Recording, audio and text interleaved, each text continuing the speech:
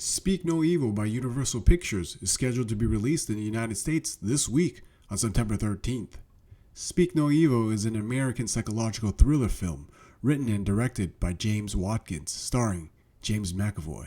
When an American family is invited to spend the weekend at the idyllic country estate of a charming British family they befriended on vacation, what begins as a dream holiday soon warps into a snarled psychological nightmare. I like James McAvoy. He can carry psychological thrillers. Just look at his performances in Split and Glass and Gnomeo and Juliet. Speak No Evil is a remake of the 2022 Danish film with the same name. Box Office Theory predicts a 3-day opening of 15 to 16 million and a minimum overall forecast of 40 million at the box office. Afraid from Blumhouse did poorly, but maybe Speak No Evil can turn it around. The original Speak No Evil released in 2022 and was well liked by audiences, but only did $631K at the box office on an estimated $3 million production budget.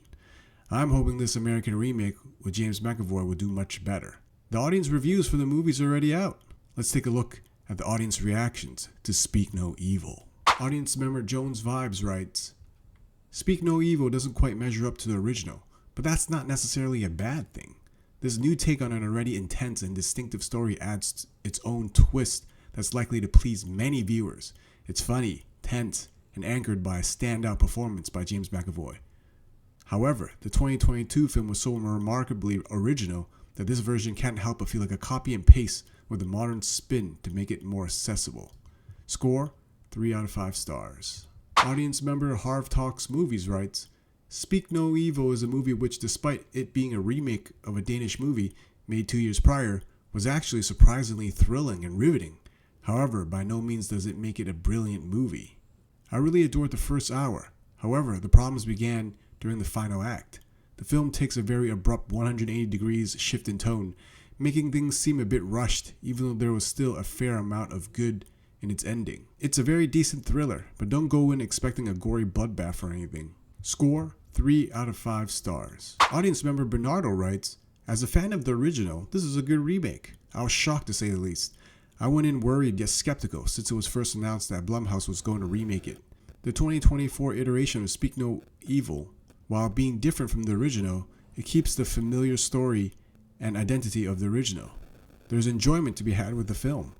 However, I prefer the tone and the atmosphere of the original. Good remake, don't love it as much as I do with the original, but a pleasant surprise. Score, 3.5 stars out of 5. Audience member Travis writes, let's get the baggage out of the way early. James Watkins' Speak No Evil is not a straight remake of the 2022 Danish film. The beats are largely the same, the uncomfortable nature of the conversations have some of the same energy, but the exploration of gender roles is slightly different. And this one is pure Hollywood, baby. Even with an English filmmaker like Watkins, he's doing an Americanized suspense thriller. And the ice water simply isn't in this one's veins as with the original.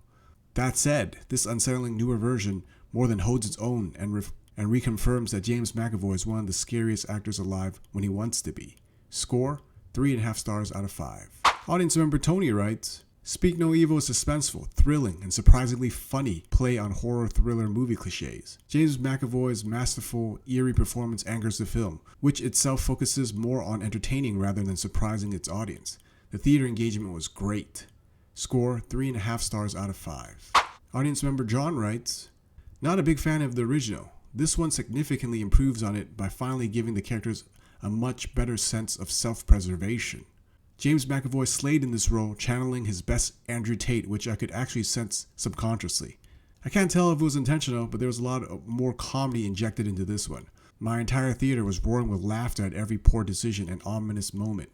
Score, 3.5 out of 5. So it sounds like most audience members agree that this movie cannot beat the original, but also can stand on its own as the American version of Speak No Evil. They all seem to agree that James McAvoy's performance carries the film, and the movie is surprisingly funny. Are you guys going to catch it in theaters this weekend? Let me know in the comments.